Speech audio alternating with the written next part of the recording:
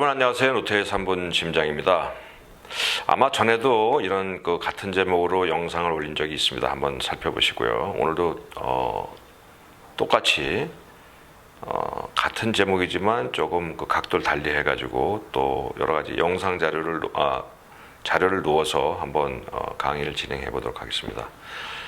강의로 말씀드리고자 하는 것은 심실조기축은 언제 위험한가? 대부분의 심실조기축은 그렇게 크게 위험하지 않다고 말씀드렸어요. 근데 그럼에도 불구하고 간혹 진짜 위험한 부정맥도 있습니다. 우선 첫 번째, 기저심질환이 심하면은 좀 위험하다고 볼 수 있어요. 어떤 경우가 있냐면은 허혈성 심질환 중에서 심근경색증을 앓았다. 심근경색증을 앓게 되면은 심장의 일부분 심근세포가 파괴가 되는 겁니다. 파괴가 되면서 거기에 섬유화가 진행이 돼요. 심장의 전기 흐름이 일정하지 않아요. 일정하지 않으면 전기가 한번 흘러가는 과정 중에서 맴을 돌 수가 있어요. 맴을 돌면서 거기서 이제 위험한 부정맥, 심실빈맥이라고 하는 부정맥을 만들 수가 있는데 이게 좀 위험합니다. 이건 이제 생명을 위협할 수 있어요. 그래서 기저심질환, 본인이 심실조기축 있어도 기저심질환이 없으면은 비교적 안심할 수 있고, 기저심질환이 좀 심하다, 특히 심근경색증을 앓고 난 적이 있다든지 협심증이 심하다든지 뭐 이런 병이 있으면은 조금 더 신경을 써야 되겠다는 거 한 가지고요. 두 번째가 이제 비후성 심근증 혹은 확장성 심근증이라고 하는 병입니다. 비후성 심근증은 약간 유동력이 좀 있는 질환이에요. 심근 중에서 이제 과거에는 심실중격이라고 해서 오른쪽 심실과 왼쪽 심실을 나누는 중격이 있는데 그 중격이 태어날 때부터 비정상적으로 두껍게 가지고 태어나는 일종의 유전성 질환입니다. 이 질환을 가지고 있으면은 위험한 부정맥이 잘 생겨요. 그래서 그것 때문에 생명을 잃는 경우도 있어요. 간혹 운동선수들, 아주 체격이 좋고 운동 능력도 좋은 운동선수들이 갑자기 운동하다가 아니면 갑자기 위험한 일을 당하는 경우가 있는데 이제 이런 경우가 제법 있고요. 그 다음에 이제 확장성 심근증이라고 하는 병도 있어요. 이 병은 두 가지가 있는데 이것도 이제 약간 유전성인 경우도 있고 또 더 많은 경우는 심장병을 앓고 나면은 그 심장병으로 인해서 심실 근육이 자꾸 얇아지는 거예요. 시간이 가면 갈수록 너무 심실 근육이 쇠약해지는 거죠.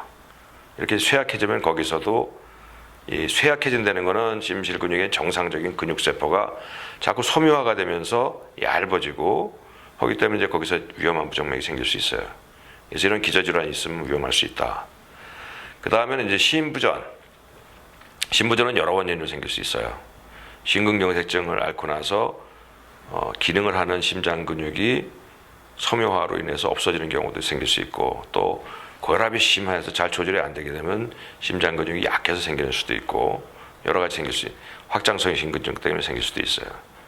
그래서 이렇게 이제 심부전, 심장의 수축력이 떨어지는 것을 이제 총칭해서 심부전이라고 하는데 이런 심부전이 있게 되면은 또 위험한 부정맥이 잘 생깁니다.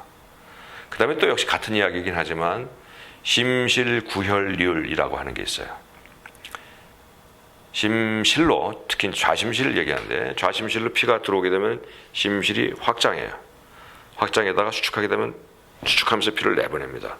근데 내보낼 때 100% 내보지는 못해요. 들어온 피에서 얼마나 많이 내보내느냐. 정상 수치의 최소 한도는 55%. 그러니까 100cc가 들어오면은 55cc를 밖으로 내보내는 겁니다. 절반 이상을 내보내야 되는데 이제 심장의 기능이 떨어지게 되면 여러 가지 이유에서 기능이 떨어지게 되면 55%를 내내지 못하고 40%, 30%밖에 못 내밀어요. 그러니까 들어올 때는 들어오고 나갈 때 잘 못 나가는 겁니다. 쭉 내보내지 못하고 내보내다 마는 거죠. 그래서 이러한 것을 이제 심실구혈이라고 하는데 심실구혈률이 떨어지게 되면 역시 좀 위험할 수 있어요. 그래서 심실조기축이 언제 위험한가 하면은 첫 번째, 기저심질환이 심하면은 좀 더 걱정을 하고 우려해야 된다. 그 대표적인 예로는 심근경색증 있죠. 그 다음에 심근증, 비후성 심근증, 확장성 심근증 있고 세 번째 심부전, 그 그 다음에 심실 구열일이 낮은 경우 이렇게 말씀드렸습니다.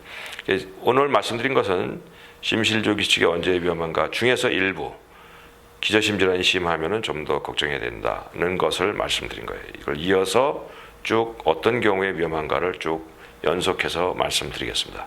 여러분 감사합니다. 노태호의 3분 심장이었습니다.